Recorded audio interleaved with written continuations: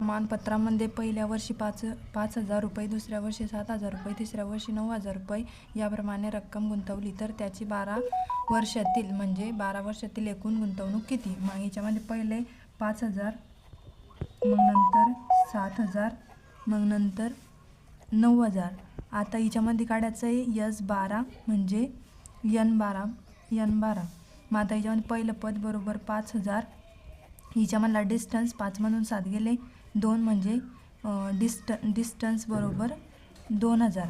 आता हिच्यामध्ये कसं सूत्र SNचं सूत्र वापरायचं. SN बरोबर N/2 bracket 2a plus N-1 गुणेला distance. आता हिच्यामध्ये काय काढायचं S12 बरोबर 12/2 ब्रॅकेट 2 गुणेला पहिलं पद काय 5,000, मग इथे 5,000 प्लस N बरोबर काय 12, मग इथे 12 - 1 गुणेला डिस्टन्स किती आहे 2,000, मग इथे 2,000. नंतर बेसक 12, मग इथे भाग देऊन द्यायचा 6 बेपंच 10 म्हणजे इथे किती येतील 10,000 प्लस 12मधून 1 मायनस झाला 11 गुणेला 2,000. मग परत 6 बरोबर 10,000 जसेच्या तसे प्लस आता 11 गुणेला 2 किती येतील 22,000, मग 22,000 जसेच तसे परत 6 बरोबर 6 गुणेला 10 आणि 22 किती होता 32,000, मग इथे 32,000. मग S12 बरोबर किती उत्तर येतं 1,92,000. मग याची किती रक्कम आली 12 महिन्यामधली 1,92,000. गृहात खुर्च्यांच्या एकूण 27 रांगा आहेत. पहिल्या रांगेत 20 खुर्च्या आहेत, दुसऱ्या रांगेत 22 खुर्च्या, तिसऱ्या रांगेत 24 खुर्च्या याप्रमाणे सर्व खुर्च्यांची मांडणी आहे. तर 15व्या रांगेत एकूण किती खुर्च्या असतील आणि नाट्यगृहात एकूण किती खुर्च्या असतील? आता याच्यामध्ये पहिले काय करणार आहे 27, पहिल्या रांगेत 27, दुसऱ्या रांगेत 20 आणि तिसऱ्या रांगेत 22 अशाप्रमाणे खुर्च्यांची मांडणी करायची. मग इथे 20, मग नंतर 22, मग नंतर 24.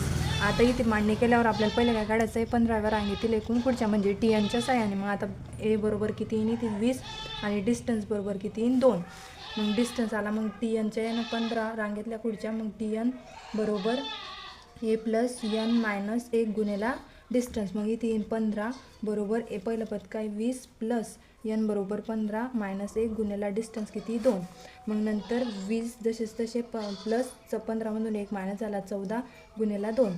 मग परत 20 प्लस आता 14 गुणेला 2 केलं तर किती येतं 28, 14 दुनी 28. मग नंतर बरोबर 48 म्हणजे 15व्या रांगेतील खुर्च्या किती आहे 48. आता आपल्याला काय करायचं आहे 15व्या रांगेतील एकूण खुर्च्या असतील आणि नाट्यगृहात एकूण किती खुर्च्या? मग पूर्ण खुर्च्या काढणे. मग SNच्या सूत्रानं मग SN बरोबर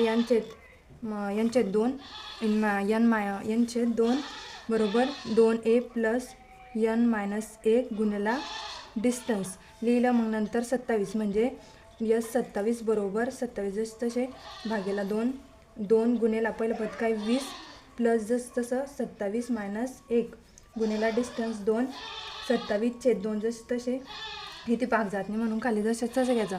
मग आता इथे गुणलं की किती उत्तर येतं 40 बेदुनी प्लस जसं तसं 27मधून 1 मायनस गेला 26 गुणेला 2 जसेच तसे परत 27/2 जसेच तसे लिहिले 40 जसेच तसे. मग नंतर बरोबर 40 जसे तसे प्लस जसे तसे 26 गुणेला 2 किती उत्तर आलं 92. मग इथे 27/2 जसे तसे गुणेला आता 40 आणि 52 किती होता 92. मग इथे काय करायचं आहे या 92ला 2ने भाग द्यायचा आहे. मग 2ने भाग दिल्यावर 27/46 उत्तर येतं. मग नंतर 27 गुणेला 46 केल्यावर 1242 म्हणजे 27 म्हणजे नाट्यगृहामध्ये किती खुर्च्या आहे 1242.